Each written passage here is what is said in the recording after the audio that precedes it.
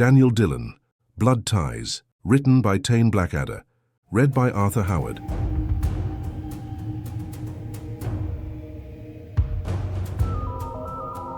The rain had returned, not the city's usual weeping drizzle, but a steady, soaking downpour that felt like a cleansing. It washed the summer's heat and the lingering tension from the phantom client case down the grimy gutters. In our booth at Mel's, the atmosphere was, for the first time in weeks, almost peaceful. Daniel was actually reading a newspaper, a mundane act that felt revolutionary. Sarah was sketching idly in a notepad, a small, contented smile playing on her lips. The storm that had threatened to break us had instead reforged our bonds stronger than ever. The phone's ring was a simple, declarative sound. No desperation, no digital distortion, just a ring. I picked it up. Dillon Investigations.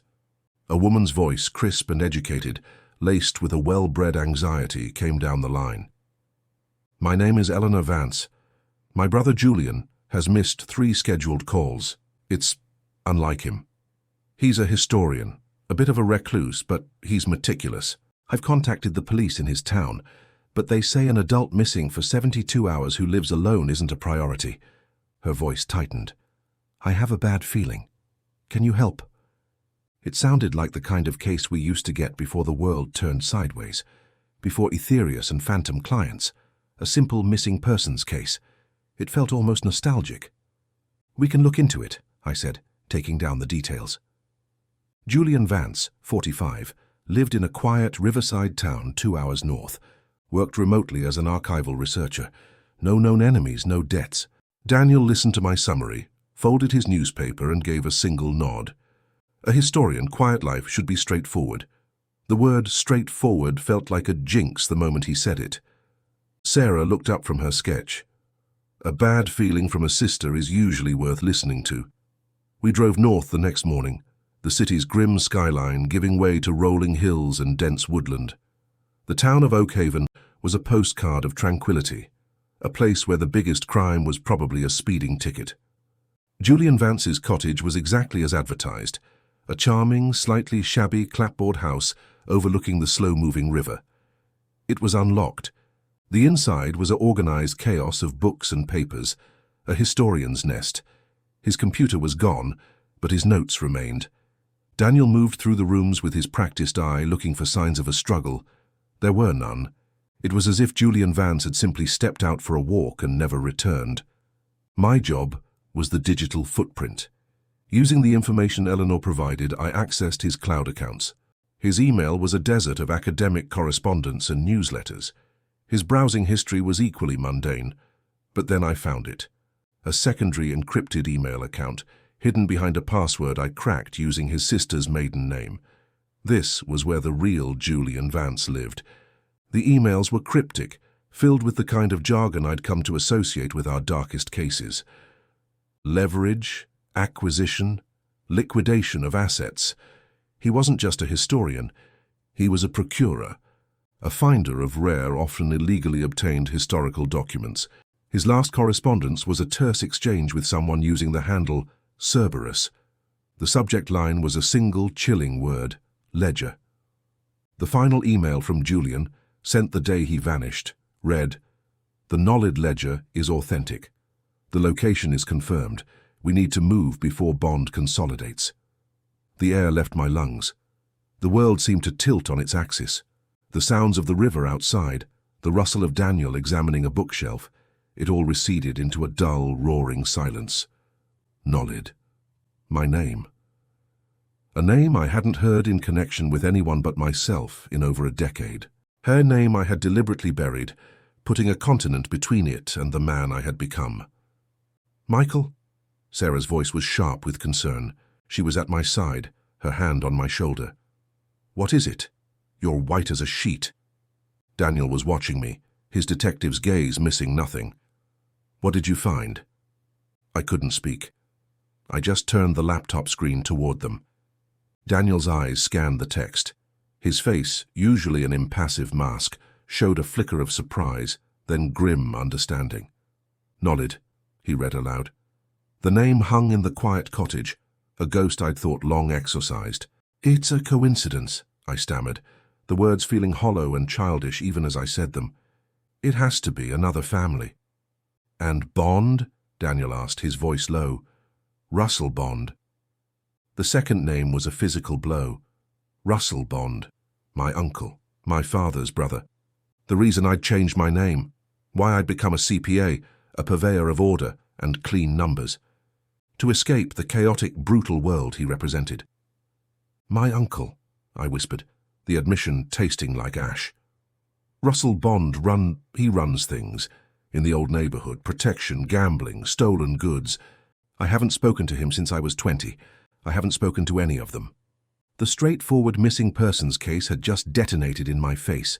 The trail hadn't just led to my past. It had plunged directly into its black, rotten heart. Sarah's hand tightened on my shoulder. What's the Nollid Ledger? I took a shaky breath, the memories I'd suppressed for so long surfacing with painful clarity. My grandfather, Alistair Nollid. He was a bookkeeper, but not the kind I am. He was the accountant for the syndicate that ran the city's docks 50 years ago. He kept a ledger, not of money but of favors, of secrets. Who was paid off, who was compromised, who owed what. It was a blackmailer's Bible. The legend was that he hid it before he died. My father said it was a fairy tale, a story to keep the family afraid. But Russell always believed it was real. He thought it was his inheritance. Daniel's mind was already working, connecting the dots. Julian Vance was a finder. Your uncle hired him to find the ledger. Vance found it. And then he realized its value and decided to cut Bond out, selling it to a higher bidder. He looked at me, his expression unreadable. Your uncle doesn't like being cut out. The simple case was now a deadly tug-of-war over a relic of my family's sins, and a man was missing, likely dead because of it. I was no longer an investigator, I was a participant. The blood in my veins was a liability. We have to go back, I said, my voice trembling with a mixture of fear and a strange, sick rage. To the city, to the old neighborhood. The drive back was silent. The peaceful rain now felt like a funeral shroud. I was trapped in the past, in the cramped, smoke-filled rooms of my childhood, the whispered arguments, the casual threats, the constant low-grade fear. I had run from all of it, built a life on balance sheets and logic, only to have it all crash down because of a ledger filled with my grandfather's poison. We didn't go to Mel's. We went to my apartment, a place I'd always considered my sterile, safe fortress. Now it felt like it had been violated by the past. Daniel laid out the facts with cold precision. Russell Bond will have Vance or he'll have disposed of him. He'll have the ledger or he'll be close. His operation is small-time but vicious. He doesn't have the reach of Aetherius, but he's more dangerous because of it. He's a cornered rat. We can't go to the police, Sarah said, her practical mind cutting through the panic. Without a body, without evidence, it's our word against his. And with Michael's connection... I'll talk to him, I said, the words feeling alien. I'll go see Russell. No. Daniel's refusal was immediate and absolute. That's what he wants. He'll use you. He'll leverage your history. He's my family, Daniel. The anger I'd been suppressing boiled over. This is my mess, my blood. You don't understand what he's like. I understand enough, Daniel replied, his voice dangerously quiet. I understand that family can be the most effective prison of all. He wasn't just talking about my uncle. He was talking about his own ghosts, the family he'd lost. We do this my way. We find Vance. We find the ledger. We use it to break Bond. His way meant going to war in my own backyard. While Daniel used his network of street-level contacts to pinpoint Russell's current operations, I did what I do best. I retreated into the numbers. I began tracing Russell's financials. They were a mess, deliberately obfuscated, a far cry from the sleek corporate structures of our usual foes.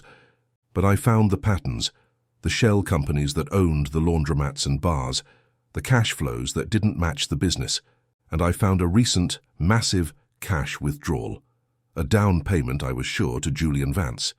And then I found something else, a series of small regular payments to a nursing home. The Pines.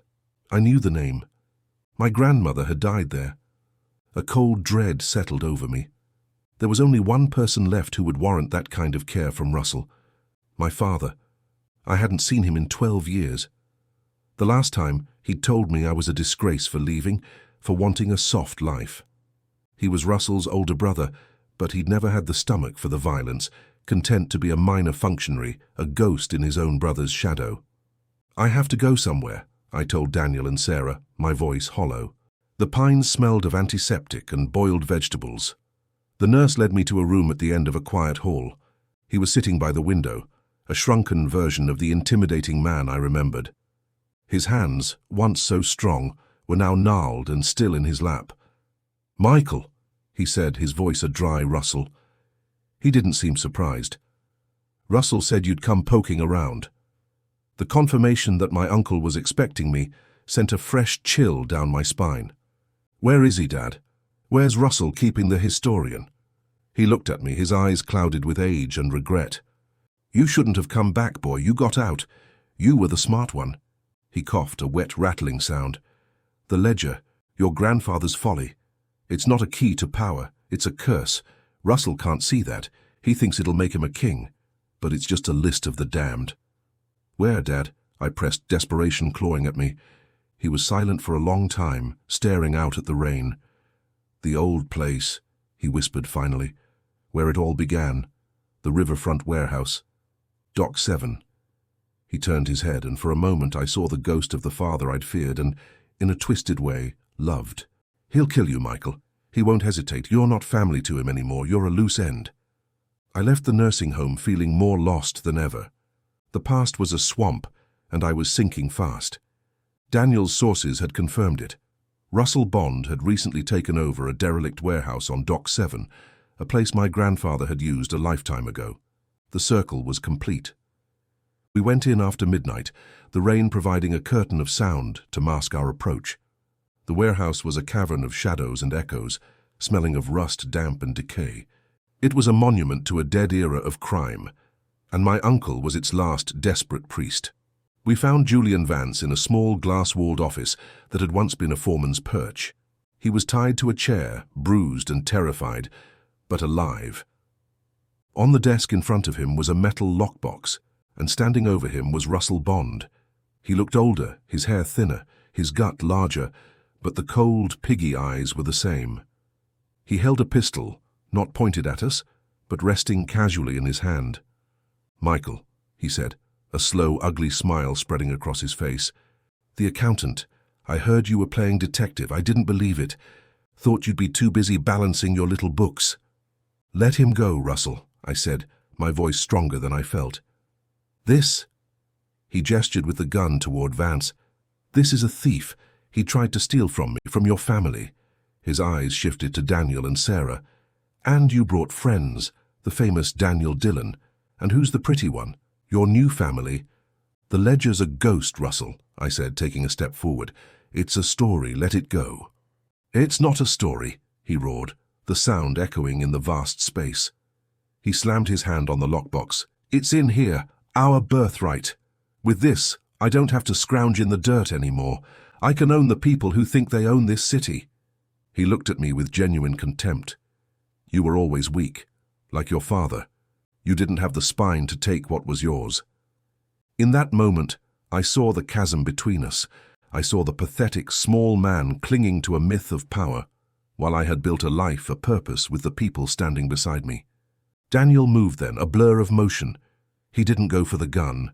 He kicked a metal bucket, sending it clattering across the concrete floor. The noise was deafening. Russell flinched, his attention diverted for a split second. It was all the opening I needed. A lifetime of repressed anger, of shame, of fear erupted. I didn't think. I lunged not at the gun, but at the man. I tackled him, the two of us crashing to the grimy floor. He was stronger, fueled by a lifetime of violence, but I was fueled by something else, the need to finally be free of him. We grappled, a chaotic, ugly struggle. The gun skittered away into the darkness. He was cursing, spitting in my face. I felt his fist connect with my jaw, a flash of white-hot pain. But I held on, and then Daniel was there. He hauled Russell off me with terrifying ease, pinning his arms behind his back. Sarah was already untying Julian Vance, her voice a calm, steadying presence in the chaos. I got to my feet, breathing heavily, my heart hammering against my ribs. I looked at my uncle, now helpless in Daniel's grip, the mighty Russell Bond. He was just a man, a small, vicious, pathetic man. "It's over, Russell," I panted, wiping blood from my lip. He just glared at me, his eyes full of hate. "You're still a Nollid boy. The blood doesn't lie." I picked up the lockbox. It was heavy. I didn't open it. I didn't want to see the poison inside. We handed Russell over to the police, along with Julian Vance's testimony and the ledger as evidence. The case was closed. A missing person found, a criminal caught. But for me, it was just beginning. Back at Mel's a few days later, the rain had softened to a gentle patter. The bruise on my jaw was a yellowing reminder. The lockbox was in an evidence locker, its secrets soon to be dissected by the state. "You okay?" Sarah asked, her voice gentle. I looked at her, then at Daniel.